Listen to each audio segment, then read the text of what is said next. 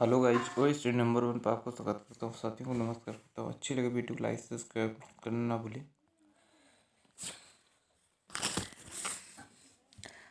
राष्ट्रीय गान जनगण मन की रचना रविन्द्रनाथ टैगोर ने मूल रूप से बंगाल भाषा में की थी। राष्ट्रगान को भारतीय संविधान सभा द्वारा 24 जनवरी 1950 को अंकित किया गया अपनाया गया था। इस गान को सर्वप्रथम 27 दिसंबर 1911 भारतीय राष्ट्रीय कांग्रेस कलकत्ता अधिवेशन में गाया गया था। सर्वप्रथम 1912 में तत्वबोधिनी नामक पत्रिका भारत भाग विविधता नामक से प्रकाशित हुआ था। राष्ट्रगान में 13 पंक्तियां हैं। गाने को 52 सेकंड का समय लगता है। रविन्द्रनाथ टैगोर ने राष्ट्रीय गान को अंग्रेजी में अनुवाद 1919 में मॉर्निंग सॉन्ग ऑफ इंडिया से किया था। गुरुदेव रविन्द्रनाथ टैगोर ने बांग्लादेश की राष्ट्रीय गान अंबर सोनर बंगाल की रचना की थी। 15 नवंबर 2010 को दूरसंचार विभाग एक विज्ञापन के द्वारा राष्ट्रगान को कलर ट्यून नहीं बनाने का निर्देश जारी किया गए। 27 दिसंबर 2011 को जनगण मन अधिनायक 100 वर्ष पूरे हो गए थे। राष्ट्रीय गान किसने गाया था? वंदे मातरम की रचना बंकिम चंद्र चटर्जी ने किया था। कब किया था? 1874 में किया था।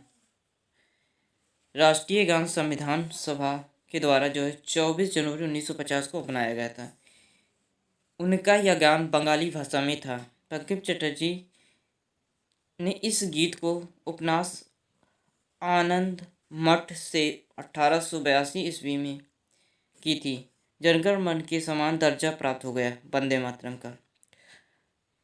वंदे मातरम की रचना संस्कृत भाषा में है। सर्वप्रथम वंदे मातरम नामक राष्ट्रीय गीत को 1896 भारतीय राष्ट्रीय कांग्रेस के कलकत्ता अधिवेशन में गाया गया था। 1 मिनट 5 सेकंड में गाया जाता है। राष्ट्रीय गीत की धुन पन्नालाल घोष ने तैयार की। वंदे मातरम का अंग्रेजी अनुवाद अंग्रेजी में सर्वप्रथम वंदे मातरम किसने अनुवाद किया? अरविंद घोष ने किया था। उर्दू में अरीब मोहम्मद खान ने की थी। सर्वप्रथम 1927 में फांसी के फंदे पर झूलते हुए वंदे मातरम गाने वाला कौन था? अशफाक उल्लाह खान थे।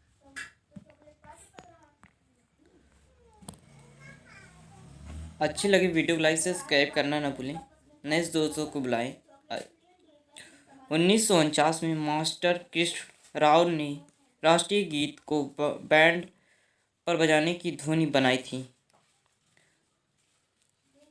निर्देशन में मास्टर गणपत सिंह ने पहली बार इसको बजाया था। VVCW सर्विस के द्वारा 2003 में किए गए अंतर्राष्ट्रीय सर्वेक्षण। राष्ट्रीय चिन्ह अशोक स्तंभ। भारत सरकार ने 26 जनवरी 1950 को सारनाथ में स्थित अशोक स्तंभ को राष्ट्रीय चिन्ह के रूप में स्वीकार किया। अशोक स्तंभ में 4 सिंह एक दूसरे की तरफ की पीठ किए हुए खड़े हैं। अशोक स्तंभ के नीचे की ओर अंकित पट्टी के नीचे एक चक्र और दाईं ओर एक साड़ और बाईं ओर एक घोड़ा अंकित दिखाई दे रहा है। अशोक स्तंभ के नीचे की ओर देवनागरी लिपि में सत्यमेव जयते अंकित है, जिससे मुंड को प्रतिशत से लिया गया है। राष्ट्रीय चिन्ह दर्शाए गए पशुओं घोड़ा, अधम शक्ति, परिश्रम शक्ति, शीलता का घोत है। राष्ट्रीय चिन्ह दर्शाए गए पशु के सिंह साहस और शौर्य एवं निर्भीकता का प्रतीक है। राष्ट्रीय चिन्ह में दर्शाए गए पशुओं में सांड भारत की कृषि प्रधान अर्थव्यवस्था का घोत है। राष्ट्रीय पंचांग क्या है? कैलेंडर है। सरकारी काम काज का उद्देश्य 22 मार्च 1957 को राष्ट्रीय पंचांग को अपनाया गया। ग्रेगोरियन कैलेंडर के अलावा भारतीय राष्ट्रीय पंचांग शाक संवत पर आधारित है। इसका पहला महीना चैत्र अंग्रेजी ग्रीन कैलेंडर 22 मार्च को तारीख से प्रारंभ होता है। अंतिम महीना फागुन है।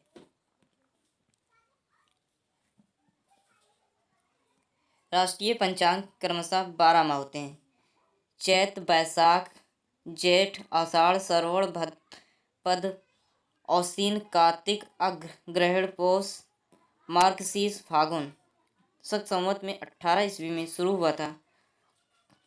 कुषाण वंशीय शासक कनिष्क ने प्रारंभ किया था। राष्ट्रीय पशु बाघ। राष्ट्रीय पशु बाघ है। इसके वैज्ञानिक नाम क्या है? पैंथेरा टार्गिस है, लिनियस है, जो पीले और धारीदार चर्म वाला एक पशु है। इसकी 8 प्रजातियां में से भारत में पाई जाने वाली प्रजाति रॉयल बंगाल टाइगर के नाम से जाना जाता है। 1972 में भारत को राष्ट्रीय पशु चुना गया।